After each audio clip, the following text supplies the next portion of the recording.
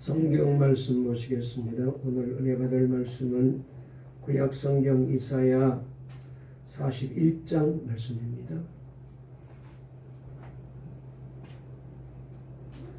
구약 성경 이사야 41장 8절 말씀부터 13절까지 말씀을 같이 읽도록 하시겠습니다. 구약 성경 제가 가리는 성경책으로 1016페이지에 있는 말씀입니다.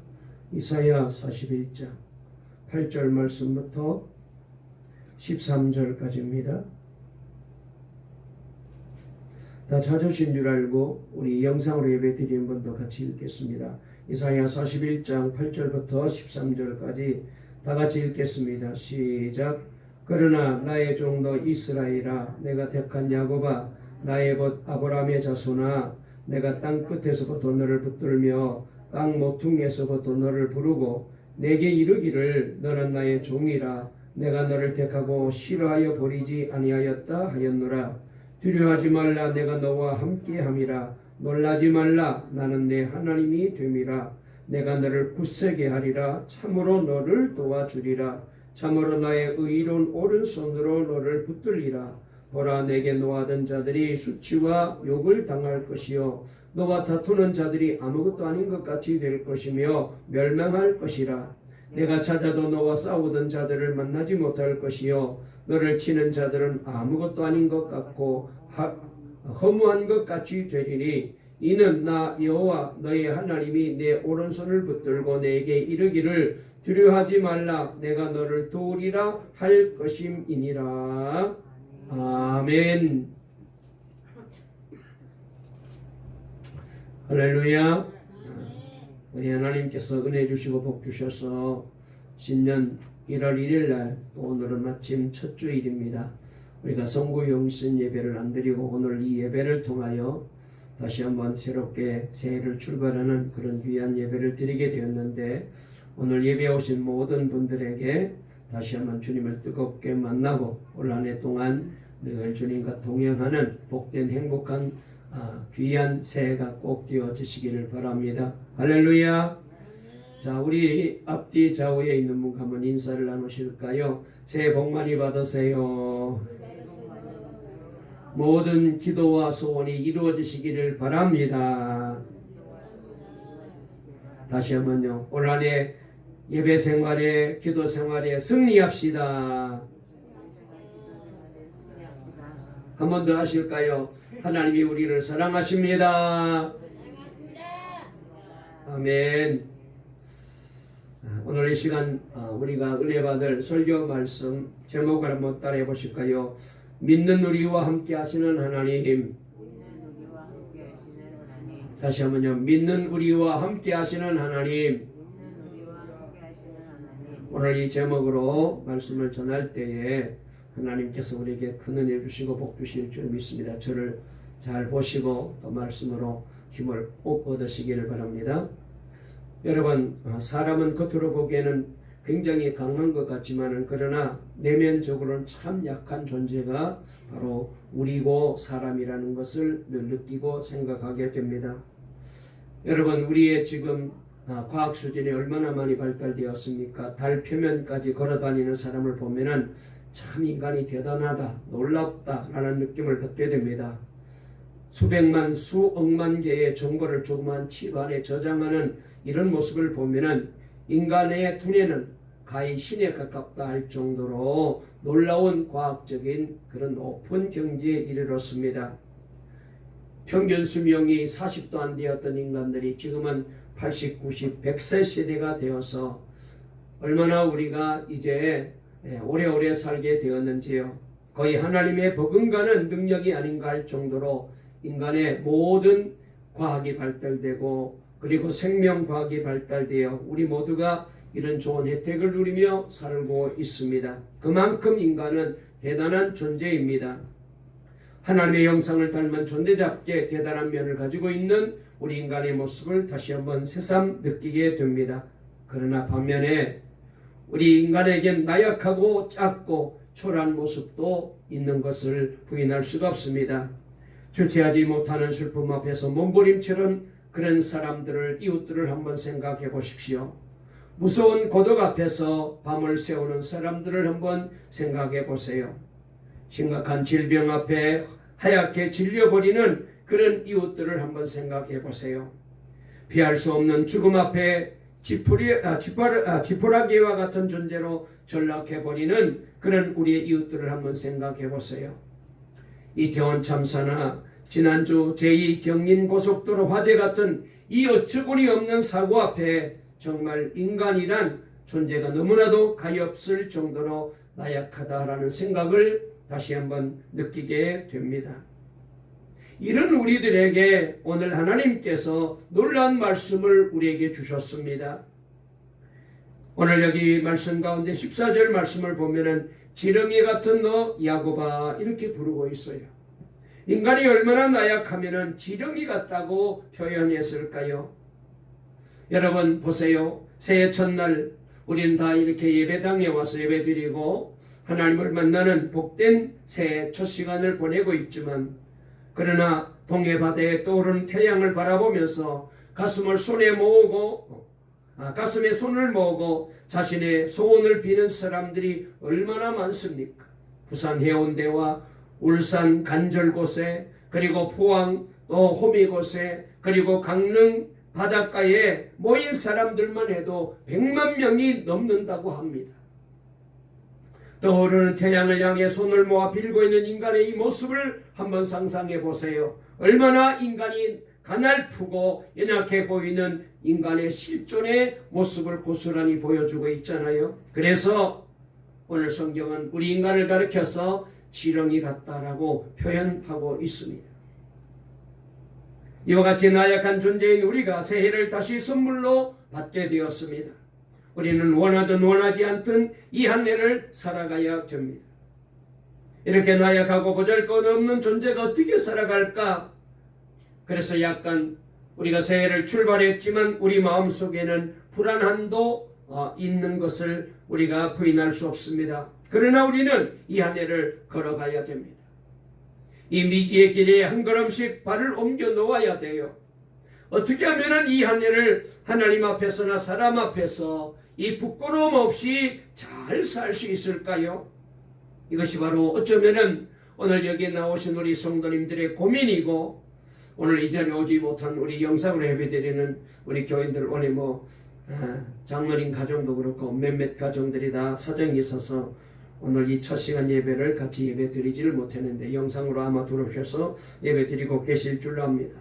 여러분, 어떻게 해야 이 한 해를 하나님 앞에서나 우리가 사람 앞에서나 부끄럼 없이 살아갈 수 있을까요? 이것이 바로 우리의 고민입니다. 이럴 때 예수 믿는 우리들은 각자 생각하는 말씀이 있을 거예요. 새해가 되면 늘 마음에 와닿는 말씀이 있습니다. 오늘 우리가 이제 예배 끝나고 난 다음에 새해 우리 가정에 내게 주신 말씀 제비를 뽑을 터인데, 하나님이 꼭 그 말씀대로 올 한 해 동안 여러분들의 가정에 인생과 삶 속에 은혜 주시고 복을 주실 줄로 믿습니다. 특별히 오늘 우리가 이 새해를 맞이하면서 우리에게 특별하게 하나님이 주신 말씀이 있는데, 바로 우리가 너무나도 잘 아는 이사야 41장 10절 말씀입니다. 저는 개인적으로 이 말씀만 묵상하면은 마음에 있는 모든 불안이 사라지고 제 자신을 초라하게 바라보는 시각도 바뀌어지게 되고, 그리고 놀라운 것은요, 이 말씀을 읽을 때마다 커다란 힘과 용기와 믿음을 갖게 되어요. 아마 마찬가지라고 생각이 됩니다. 여러분들에게도 그런 복이 있을 거예요. 그래서 오늘 이 말씀을 다시 한번 여러분들에게 드리면서 저와 여러분 모두가 하나님의 말씀으로 힘을 얻으시기를 바랍니다. 우리 한번 10절, 오늘 이사야 41장 10절 말씀, 우리가 너무나도 아는 말씀이지만 다 같이 한번 읽어보실까요? 시작. 두려워하지 말라, 내가 너와 함께함이라. 놀라지 말라, 나는 네 하나님이 됨이라. 내가 너를 구세게 하리라. 참으로 너를 도와주리라. 참으로 나의 의로운 오른손으로 너를 붙들리라. 아멘.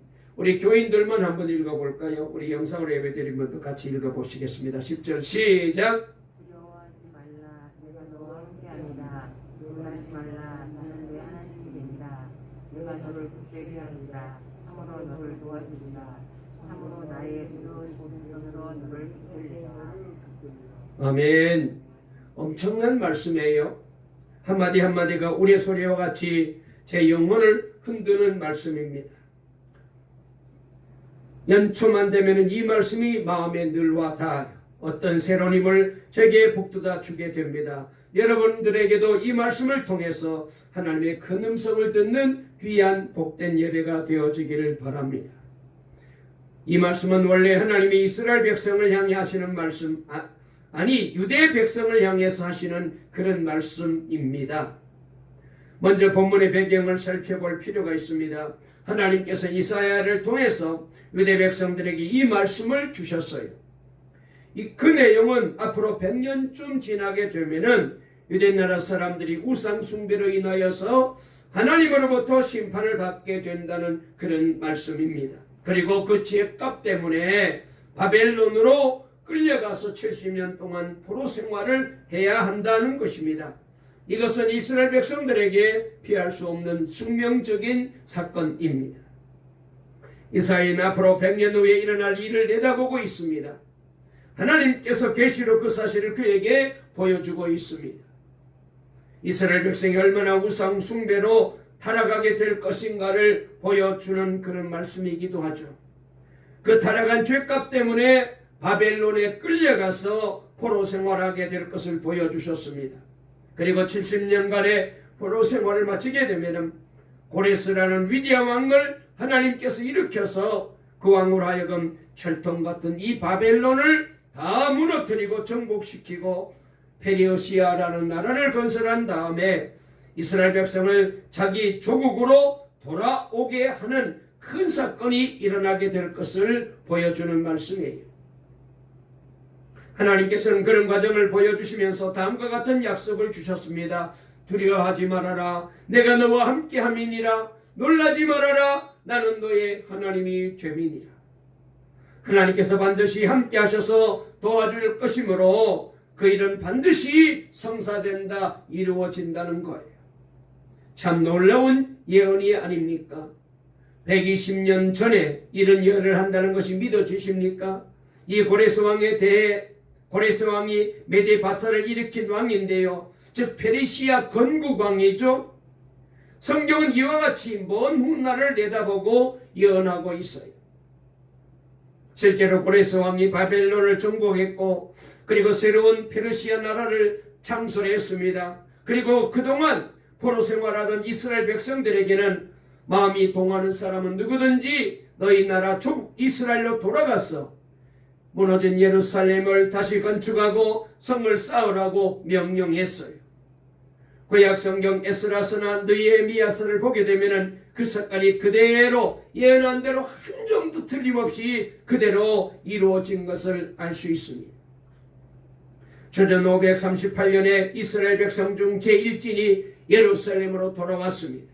이와 같은 황홀한 꿈을 꾸는 듯한 극적인 사건이 일어난 것을 보시고 하나님께서 미리 예언을 통해서 반드시 이스라엘 백성에게 약속하신 말씀이 이루어져서 저들과 함께 하셔서 도와주실 것을 약속한 이 말씀이 바로 오늘 이사야 41장 10절 말씀입니다. 자, 그러면 이렇게 150년 후에 일어날 일을 하나님은 이사야를 통하여서 말씀하셔서 그대로 이루어지게 하셨는데, 그러면은 이 말씀이 오늘을 살고 있는 저와 여러분들에게도 해당되는 말씀인지를 한번 우리가 생각을 해볼 필요가 있습니다. 결론적으로 말씀을 드리면 물론 오늘을 살고 있는 저와 여러분, 우리 동감교회 모든 성도들을 향해서 하나님이 지금 이 약속의 말씀을 주시고 계셔요. 8절 9절 말씀을 보면은 하나님께서 유대나라 사람들을 일컬어서 나의 종이다, 아브라함의 자손이다, 나의 택한 자라고 말씀하셨습니다. 신약 성경에서도 예수 믿는 우리를 일컬어 믿음의 조상 아브라함의 자손 또는 예수 그리스도의 종이라고 말하고 있거든요. 또 우리를 만세 전부터 하나님이 택하셨다고 말씀하셨습니다. 따라서 구약에 있는 유대 나라 사람을 향해서 하신 이 말씀이나 오늘 우리를 두고 하신 말씀이나 똑같아요. 그러므로 유대 백성에게 하신 말씀이 바로 오늘 예배 드리고 있는 우리 자신을, 우리 교회의 성도들을 향해서 하나님이 말씀하고 계시는 말씀인 줄로 의심하지 마시고 꼭 받아들이시고 믿으시기를 주의 이름으로 축원합니다. 할렐루야. 자, 다시 한번 하나님이 오늘 저와 여러분에게 이 말씀을 주셨기 때문에 그렇게 믿으시고 10절을 다시 한번 읽어볼게요. 자, 오늘 이 시간 여러분에게 하나님이 말씀하십니다. 10절 우리 다 같이 한번 다시 읽어볼까요? 시작. 두려워하지 말라. 내가 너와 함께 아니라. 놀라지 말라. 나는 내 하나님이 된다. 내가 너를 굳세게 하리라. 참으로 너를 도와주리라. 참으로 나의 의로운 오른손으로 너를 붙들리라. 아멘. 여러분, 오늘 이 말씀은 하나님이 이 시대를 살고 있는 오늘 예배 드리고 있는 저와 여러분들에게 하시고 계시는 말씀입니다. 뿐만 아니라 오늘 우리도 바벨론에 살고 있어요. 마치 이스라엘 백성들이 바벨론에 70년 끌려가서 포로 생활했듯이 우리도 바벨론에 살고 있어요. 요한계시록을 보면은 이 세상을 일컬어 바벨론이라고 표현했어요. 얼마나 있으면 망할 이 바벨론에 우리가 지금 살고 있는 것. 유대나라 사람들은 실제 바벨론이라고 하는 국가에서 포로 생활했지만 오늘 우리는 없어질 영적인 이 바벨론이라는 세상에 몸을 담고 고생하며 살고 있어요. 그리고 구약의 여호와 하나님은 유대나라 백성을 향해 내가 너와 함께 하신다고 약속을 했는데 신약 시대에 오늘 우리를 위해서 이 세상에 오신 예수 그리스도께서 똑같은 약속을 하십니다. 마태복음 28장 20절에 보니까 볼지어다 내가 세상 끝날까지 너희와 항상 함께 있으리라. 할렐루야. 그러므로 이 말씀을 나의 말씀으로, 나를 위해 주시는 말씀으로, 우리 가정에 주시는 말씀으로, 우리 동방교회 주시는 하나님의 음성으로 받아들여도 전혀 잘못된 것이 없어요. 우리 모두 이와 같은 믿음을 가지고 이 말씀을 꼭 받으시기를 바랍니다. 그런데 문제는 이 말씀을 알고 이해는 해도 이 말씀의 능력을 얼마나 체험하고 사느냐 하는 것이 중요한 문제입니다. 하늘과 땅을 창조하신 하나님께서 나를 도와주시겠다고 나와 함께 하시겠다는 이 놀라운 사건이 정말로 내게 일어난다면 여러분 올한해 얼마나 놀라운 일이겠습니까? 얼마나 엄청난 한 해가 될 수 있을까요? 여러분 과연 하나님이 나를 도와주시는데, 하나님이 우리 가정을 붙들어 주시는데, 하나님이 우리 자녀를 붙들어 주시는데, 하나님이 우리 교회에 함께 하시는데 누가 나를 꺾을 수가 있을까요? 누가 나를 무시할 수 있을까요? 그런데 실제로 우리가 신앙생활하다 보면은 그 말씀이 나에게 실제로 나타나느냐, 능력으로 체험되느냐, 나에게 분명히 현실로 다가오느냐 라는 물음에 자신있게 우리가 대답을 잘 못해요. 설교 시간에는 잘 듣고 아멘도 도로 하는데 예배당만 나가면은 전혀 이 말씀과 상관없이 사는 거예요. 잊어버려요. 이게 우리 고민입니다. 왜 이 엄청난 말씀이 나에게 큰 능력으로 내게 기적으로 다가오지 못할까요? 그래서 오늘 이 시간 이 말씀을 조금 여러분들에게 드리려고 그래요. 첫째로 왜 우리가 그렇게 살지 못하느냐? 하나님의 진실함을 우리가 잘 모르고 있기 때문에 그렇지 않는가 생각해 보게 됩니다. 하나님의 진실하심. 여러분 우리가 믿는 하나님은 진실하신 하나님이십니다. 그분께는 거짓이 없어요. 사람처럼 말을 바꾸지 않아요. 앞에서도 말씀을 드렸듯이 이사야를 통하여 약속하신 그 약속들이 그대로 이루어졌잖아요. 하나님은 약속을 지키십니다. 말씀하신 대로 반드시 이루셔요. 여러분, 이 사실은 제가 입이 아프도록 말할 필요가 없습니다. 사실 설교자가 하나님의 진실을 변호한다 해도 하나님이 변호한다고 해서 하나님이 갑자기 진실해지신 분이 아니잖아요. 내가 변호할 필요가 없습니다. 하나님은 처음부터 끝까지 늘 진실하셔요. 세상이 아무리 요동치고 누가 별의별 얘기를 다 한다 할지라도 여러분, 하나님은 진실하셔요.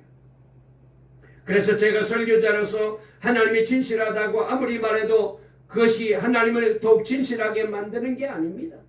또 제가 설교를 통해서 하나님의 진실을 잘 설명하지 못한다고 해도 그게 문제가 안 됩니다. 왜요? 그것 때문에 하나님의 진실이 손상당하거나 그런 분이 아니에요. 하나님은 처음부터 끝까지 진실하셔요. 누가 뭐라 할지라도 하나님은 변함이 없어요. 그래서 사무엘상 15장 29절 말씀해 보니까 이스라엘의 지존자는 거짓이나 변개함이 없으시니 그는 사람이 아니므로 결코 변개치 아니하심이니이다 그랬어요. 하나님은 우리와 달라요. 우리는 아무리 선한 사람도 아무리 믿음직스러운 사람도 때로는 거짓말합니다. 말해놓고 약속을 안 지켜요. 그러나 하나님은 우리와 전혀 달라요. 하나님은 인간이 아닌 하나님이십니다. 그러므로 절대로 거짓말을 하시거나 마음을 이리저리 바꾸지 않아요.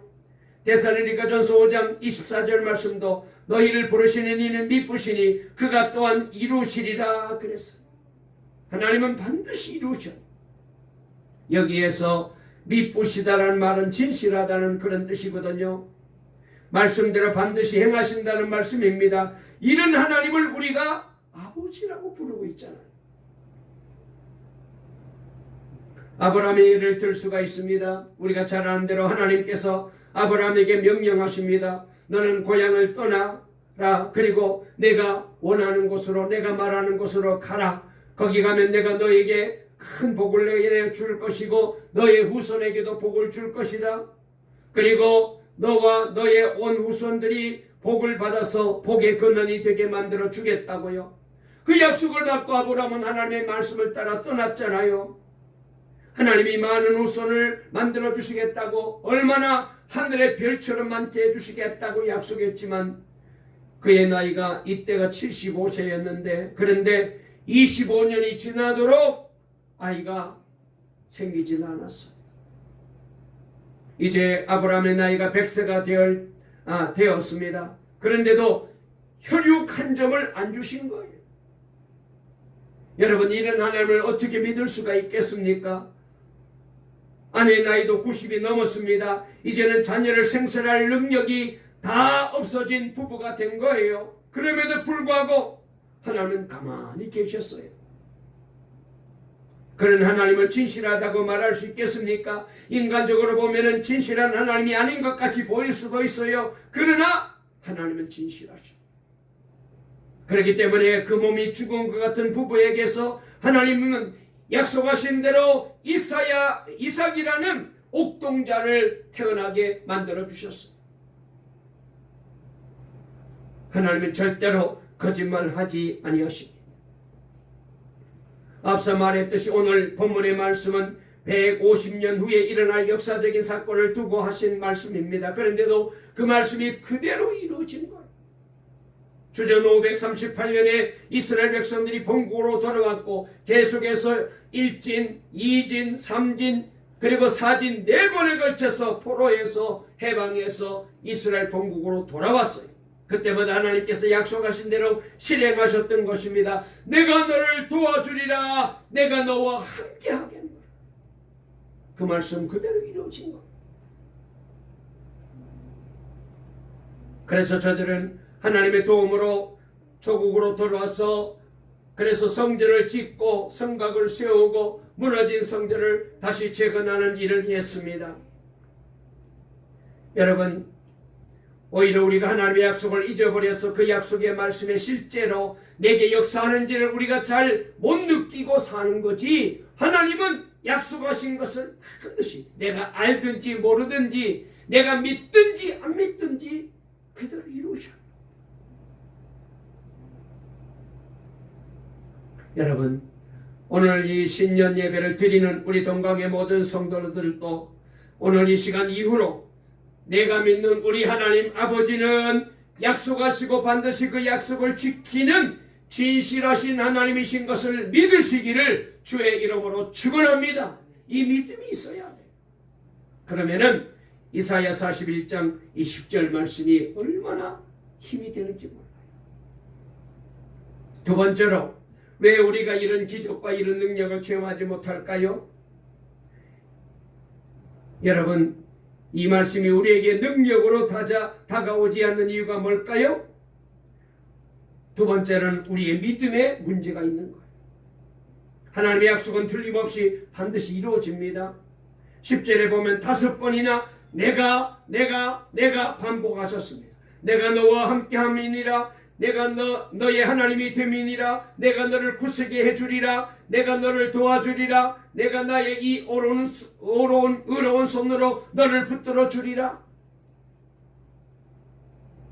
따라서 여러분, 하나님 편에는 문제가 없어요. 그러면 뭐가 문제가 됩니까? 우리 편에 문제가 있는 거예요. 내게 문제가 있는 거예요. 과연 이 하나님의 약속의 말씀을 내가 얼마나 믿느냐? 여기에 문제가 있어요. 생각보다 우리의 믿음은 연약합니다. 우리는 어린아이처럼 믿어야 되는데 어른처럼 믿을 때가 많아요. 그래서 하나님의 말씀을 주는 이 능력을 체험하지 못하곤 합니다. 말씀은 말씀대로, 나는 나대로 놀아요. 그렇게 살아요. 그렇게 신앙생활해요. 그러므로 여러분, 이 시점에서 내 믿음을 한번 점검을 해봐야 돼요. 이 믿음에 문제가 된다는 것은 예수님의 제자들이 갈릴리에서 배를 타고 가다가 풍랑을 만난 사건을 보면 금방 알 수 있어요. 예수님의 제자들은 예수님을 하나님으로 믿었습니다. 가룟수를 비롯한 모든 제자들이 예수님을 하나님의 아들로 의심 없이 믿었어요.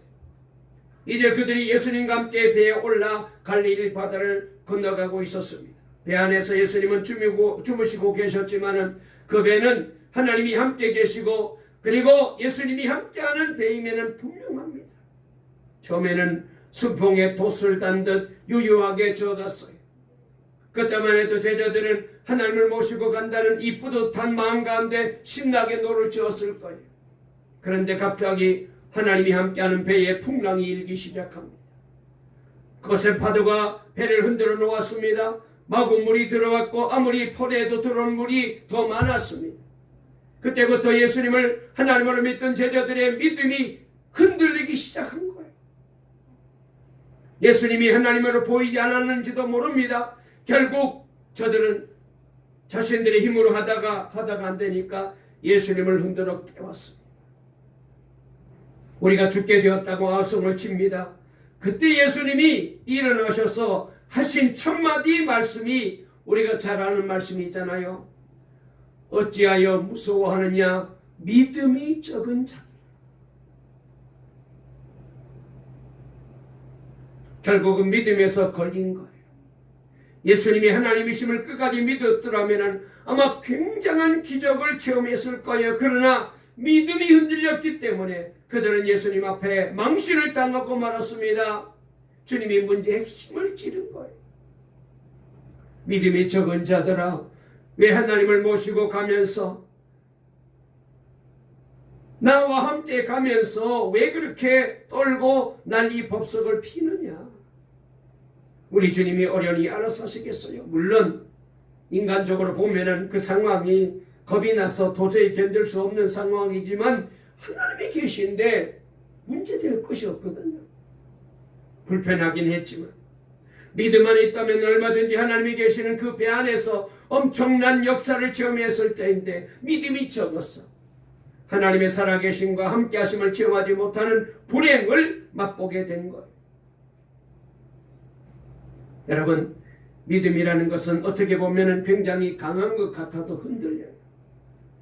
제가 이 자리에서 큰 소리로 믿음이 적은 자들아라고 여러분들에게 큰 소리치면 누가 제일 믿음이 큰 사람인 것처럼 보여요? 소리치는 저죠. 그러나 사실 저도 믿음이 형편없을 때가 많이 있어요. 좋을 때는 좋은데 상황이 바뀌고 환경이 어려워지면 저도 막 흔들릴 때가 있어요. 어쩌면은 예수님의 제자들보다 더 한심한 모습으로 살 때가 많이 있었을 거예요. 정말로 믿음이 맥을 못 출 때도 많이 있었어요. 그래서 믿음은 내 힘으로는 안 됩니다. 하나님이 주시는 믿음으로 믿어야 돼요. 빌리그람 목사님을 잘 아시잖아요. 돌아가셨지만은 이분이 1959년대 한창 전도사로서 활동하던 때였는데요. 정말로 가는 곳곳마다 전도 집회를 통해서 수많은 사람들이 예수 믿고 이분의 설교를 듣고 주께로 돌아오는 그런 귀한 기적이 일어나고 있었습니다. 근데 이때 템플턴이라는 빌리그람 목사님의 단짝 친구가 계셨습니다. 이 친구도 가슴에 불을 안고 함께 전도하는 전도자였습니다. 그들은 함께 다니면서 전도했습니다. 유럽을 순회하면서 전도할 때 가서 교대로 설교를 전했는데, 그런데 사람들이 생각하기는 어떤 면에서는 이 빌리그람보다 템플턴이 더 메시지가 강하고 은혜가 된다고 그렇게 느끼고 생각하고 있었습니다. 이분이 한 번은 교회를 개척했는데 불과 얼마 되지 않아서 1200석 예배당이 꽉 찰 정도로 사람들이 그렇게 모여들었대요. 그런데 이때 템플턴에게 믿음의 위기가 왔대요. 사진 한 장 때문에 그의 믿음이 송두리째 흔들리는 위기를 맞게 된 거죠. 그 사진은 북아프리카 여인의 굶어 죽어가는 아이를 가슴에 안고 하늘을 향하여 원망의 눈빛을 보내는 그런 사진이었습니다. 이때 북아프리카는 엄청난 가뭄으로 사람들이 많이 고통당하고 그리고 기아에 허덕이고 있었습니다. 많은 짐승들이 다 사람들과 함께 굶어 죽어가고 있었던 그런 때였어요.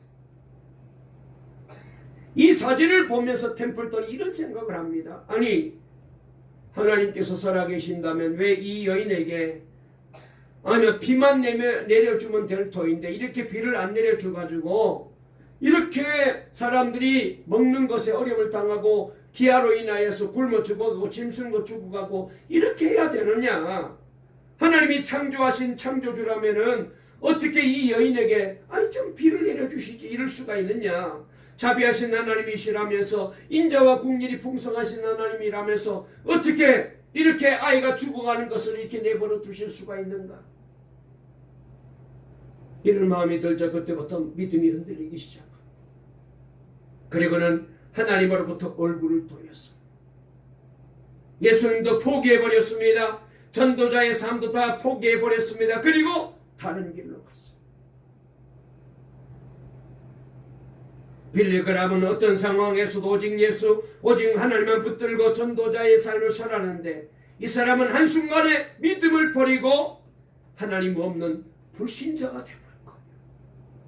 그 놀라운 부흥을 일으키던 목사가 교회를 개척했는데 금세 그냥 수천 명이 모이는 교회를 했던 목사가 하루아침에 불신자가 된 거예요. 여러분, 믿음이라는 것은 이렇듯 잘못하면 쉽게 던져버릴 위험이 있어요. 가끔 우리도 믿음이 흔들 때가 있잖아요. 어떤 면에서 그것은 정상일지도 모릅니다. 그러나 하나님의 말씀을 어린아이처럼 믿지 못하고 흔들린다면 그만큼 답답하고 불행한 일도 없을 거예요. 우리의 믿음을 한번 점검해 보세요. 하나님께서 나와 함께 하신다고 약속하셨습니다. 그 약속을 내가 얼마만큼 믿습니까? 하나님께서 내게 힘을 주신다고 말씀하셨습니다. 그 하나님을 얼마만큼 믿습니까? 어린아이처럼 믿으면 하나님의 힘이 내게 주어질 것이고 하나님이 함께 하시는 능력이 저와 여러분의 삶 속에, 우리 교회 속에, 여러분의 인생 속에 나타날 줄로 믿습니다. 그런데 어린아이처럼 믿지 못하기 때문에 그 놀라운 하나님의 능력을 체험하지 못하고 의심으로 흔들리는 거예요.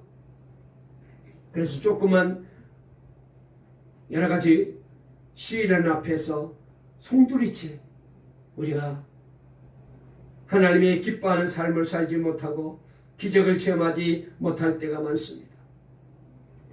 오늘 신년을 출발하는 우리 동강의 성도 여러분, 여러분들은 하나님은 진실하시다.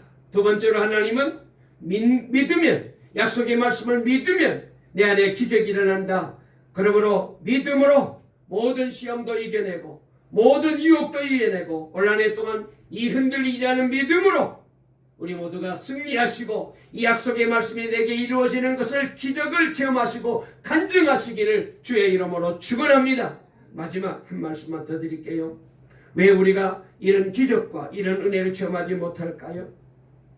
하나님이 나와 함께 하신다고 약속했는데, 그러면은 여러분 날마다 이 하나님과 함께하는 삶을 연습, 훈련해야 돼요.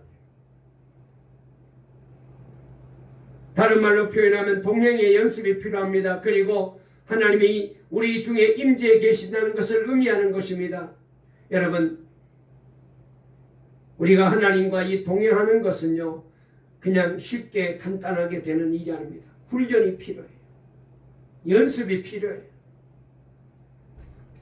사람과의 관계도 여러분 친밀해지려면은 눈과 눈을 마주치면서 서로 마음에 있는 얘기를 나눌 때 교제가 풍성하게 이루어지잖아요. 여러분 그럴 때의 파트너십이 이루어지잖아요. 그러듯이 하나님과의 관계도 이 친밀하게 교제가 있어야 됩니다. 하나님과 나와 함께하는 이 놀라운 축복을 체험하기 위해서는 날마다 하나님과 친밀하게 교제해야 되는데, 여러분 그러기 위해서는 날마다 하나님의 말씀을 묵상하시고 예배 생활에 힘을 내시고 늘 기도하시면서 그렇게 주님과 늘 함께하는 이 삶의 훈련이 필요해요. 성령 안에서 날마다 기도해야 됩니다. 주야로 하나님의 말씀을 묵상해야 됩니다. 이 말씀을 마음에 새기고 이 말씀을 가지고 하나님 앞에 기도해야 돼요. 내가 길을 가거나 가정에서 일할 때나 학교에서 공부할 때나 직장에서 사업장에서 일할 때 교회에서 사역을 할 때에 가만히 혼자 있을 때 자주 하나님의 말씀을 묵상하면서 이 하나님과 동행하는 연습이 훈련이 되어야 돼요. 자주 마음의 문을 열고 하나님의 이름을 부르면서 기도할 수 있다면 그 사람은 하나님과 동행하는 연습과 훈련을 잘하고 있는 것. 여러분들은 하루 24시간 중에 하나님과 동행하는 연습을 하는 시간이 얼마나 되셔요? 하나님을 생각하는 시간이 얼마나 있습니까? 10분밖에 안 되시나요? 20분밖에 안 되시나요? 24시간 전체를 놓고 볼 때에 여러분 우리는 너무나도 많은 시간을 세상에 다 빼앗기고 염려하고 걱정하는 데 다 빼앗기고 하나님과 동행하는 이 훈련을 안 해요. 그러면은 하나님이 함께 하시기가 어려워요.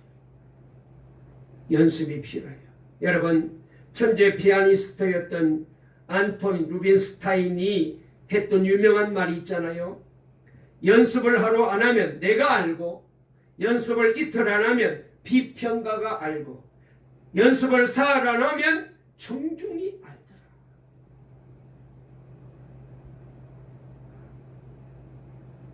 하루만 연습하지 않아도 피아노를 쳐보면 연습이 부족했네 느끼게 된다. 감각이, 이 손가락 놀리는 감각이 둔하다는 거예요. 그리고 이틀을 게을리하게 되면 벌써 비평가들이 냄새를 맡고 아이고 저분 요사이 연습 안 해. 그리고 사흘만 연습을 안 해도 연주회를 했는데 청중들이 앉아가지고 연습이 부족했어.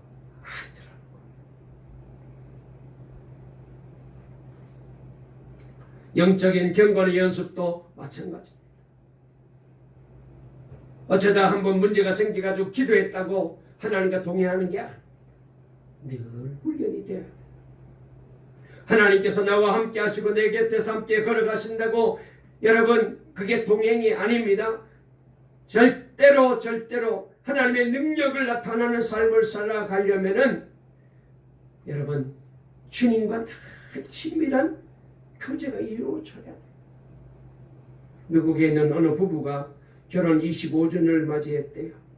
밖에 나가서 같이 외식을 하고 차를 타고 집으로 돌아오는 길에 나는 대화가 이렇습니다. 남편이 운전대를 잡고 막 운전을 하고 있는데 느닷없이 옆에 앉아있던 부인이 이런 말을 합니다. 여보, 우리가 지금 차 안에서 아주 가까이 붙어 앉아 다정하게 얘기했던 때가 언제죠? 이렇게 얘기를 하는 거예요. 이 말을 들은 남편이 어색한 표정을 지으면서 이렇게 말합니다. 아니 무슨 말이야. 나는 항상 이 운전대에 앉아서 늘 운전하지 않았어. 그리고 내 옆자리에 당신이 항상 앉아서 우리 같이 그렇게 차 타고 다니지 않았어. 나는 이 자리를 떠난 적이 없는데. 그런데 아내는 같이 앉아 있긴 했지만은 그러나 부부의 친밀한 관계가 없었다. 문제가 뭐였냐? 아내가 문제였습니다. 자신이 기분이 좋거나 마음이 즐거우면 운전도 제대로 하지 못하도록 남편의 팔을 붙잡고 농담도 하고 얘기도 하고 그렇게 정말로 다정스럽게 하다가도 기분이 조금만 나쁘면 남편과 떨어져서 창가에 붙어 앉아서 방만 쳐다보고 그렇게 차를 타고 다녔어요. 아내가 그렇게 변덕스러운 행동을 한 거예요. 그러면서 남편에게 우리가 언제 다정하게 이야기한 일이 있는가라고 핀잔을 주는 거예요. 여러분, 하나님은요 변함없이 늘 그 자리에 계셔. 문제는 우리가 문제. 이 부부에게 아내가 문제가 된 것처럼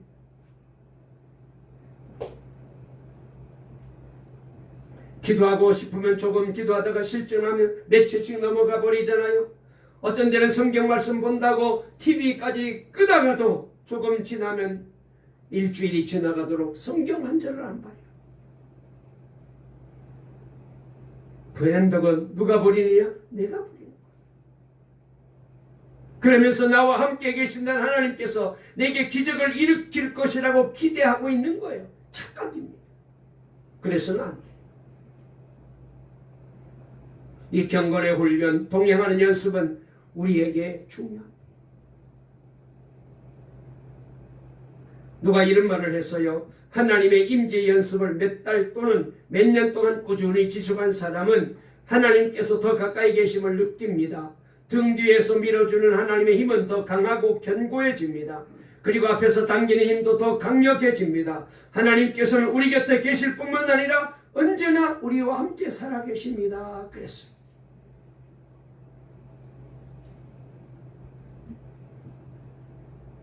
여러분, 우리 주변에 보면 예수 믿고 신앙생활하는 분들 이번에 이런 체험에서 이런 은혜 받아서 이런 문제가 해결되어서 하나님이 도와주셔서 너무 감사해요. 이런 간증을 하는데 여러분, 우리는 여전히 이런 체험을 하지 못하고 그 얘기만 듣고 있다면 여러분, 우리에게 문제가 있는 것 아니겠어요? 사랑하는 동강 가족 여러분, 새 우리 교회 표가 에녹처럼 노아처럼 하나님과 동행하는 성도라고 우리가 표를 걸어놨습니다. 주보에도 있습니다. 불안한 우리의 미래를 앞에 놓고 하나님께서 말씀하십니다. 뭐라고요? 두려워하지 말아라. 내가 너와 함께함이니라. 놀라지 말아라. 나는 너의 하나님이 됨이니라. 내가 너를 구세게 하리라. 참으로 너를 도와주리라. 참으로 나의 의로운 오른손으로 너를 붙들리라. 이 하나님의 손에 붙들기만 하면은 누가 우리를 굴복시킬 수가 있겠어요? 누가 우리를 주저앉힐 수가 있겠어요? 누가 우리를 약하게 만들 수가 있겠어요? 아무도 우리를 대적할 자가 없을 거예요. 만일 하나님께서 우리를 위하시면 여러분, 누가 우리를 건드릴 수가 있겠어요? 그러므로 오늘 이사야 이 41장 10절의 말씀을 가슴에 확 새기시고 하늘을 출발하되 제대로 우리가 믿고 그리고 하나님과 동행하는 훈련을 하기만 한다면은 올 한 해 저와 여러분들은 반드시 성공자, 인생의 성공자, 신앙생활의 성공자, 학교에서 세상에서 일터에서 성공자가 될 줄로 믿습니다. 여러분, 그러므로 이런 놀라운 기적을 올 한 해 동안 사시고 연말에 가서 목사님 내게는 이런 일이 있었습니다. 이런 기적이 있었습니다. 간증하며 우리 하나님께 영광을 돌리는 우리 동강의 모든 성도님들 다 되시기를 간절히 주의 이름으로 축원합니다. 축원합니다. 할렐루야. 아멘 소리가 너무 적네. 아멘 소리가 너무 적. 다시 한번 이사야 41장 10절 말씀 한번 읽고 제가 한 말씀만 더 드리겠습니다. 41장 10절 다시 한번 크게 한 목소리로 다 같이 읽겠습니다. 시작. 두려워하지 말라. 내가 너와 함께하리라. 놀라지 말라. 나는 내 하나님이 되리라. 내가 너를 굳세게 하리라. 참으로 너를 도와주리라. 참으로 너의 힘으로 너를 붙들리라. 아멘. 이 말씀을 우리에게 주셨습니다. 여러분에게 주셨습니다. 아멘. 다시 한번 따라해 보시고 이 말씀을 하나님이 내게 우리 가정에 동강교회 주셨습니다. 나는 하나님의 진실함을 믿습니다. 하나님과 동행하겠습니다. 기적이 일어납니다. 간증이 넘칩니다. 할렐루야. 살아계신 하나님 감사합니다. 오늘 새해 첫날 첫 시간 믿는 우리와 함께 하시는 하나님, 그분은 바로 우리 동강교회와 함께 하시고 우리 성도들과 함께 하시고 이 종과 함께 하시고 우리 자녀들과 함께 하시되 가정에서도 함께 하시고 학교에서도 함께 하시고 일터에서도 함께 하시고 사역 중에도 함께 하시고 그리고 우리의 일상의 삶 속에 함께 하시는 하나님이신 줄 믿습니다. 이 하나님을 나의 하나님으로 모시고 두려워하지 말아라. 내가 너와 함께 함이니라. 놀라지 말아라. 나는 내 하나님이 됨이니라. 내가 너를 구세가리라. 참으로 너를 도와주리라. 참으로 나의 의로운 오른손으로 너를 붙들어 주리라. 이 약속하신 말씀대로 다 이루어질 줄로 믿습니다. 그리하여 하나님께 큰 영광 돌리고 기적과 간증을 체험하는 우리 모두가 될 줄로 믿습니다. 예수님의 이름으로 간절히 기도 올리옵나이다. 아멘.